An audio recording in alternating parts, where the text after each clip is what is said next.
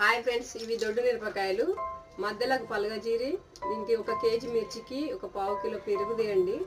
Night సల్లలేకల చేసి night నానబెట్టండి. దాంట్లో నానబెట్టి పొద్దున్న లేవగానే ఇట్లా ఎండబెట్టండి. మళ్ళీ ఎండనే మళ్ళీ నైట్ నానబెట్టి మళ్ళీ పొద్దున ఎండబెట్టండి. 2 డేస్ చేసి సరిపోతుంది. ఇలా అయితే గలగల ఇలా అయినాక కొంచెం ఆయిల్ వేసి ఆయిల్లో వేయించుకొని పక్కకు పెట్టుకొని పప్పు చారులో టమాటా చారులో రసంలో తింటే చాలా టేస్టీగా ఉంటుంది.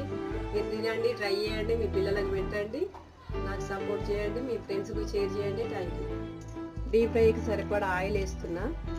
ఇందులో కొంచెం కొన్ని వేసి డీప్ ఫ్రై చేసుకుంటే చాలా టేస్ట్గా ఉంటుంది, తింటే రుచిగా ఉంటుంది.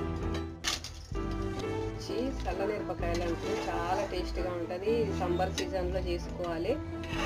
డబ్బాలకు ఎత్తి పెట్టుకుంటే వర్షాకాలం చలికాలం కూడా చార్జ్ చేసినప్పుడు అంతే పెట్టుకొని తినొచ్చు.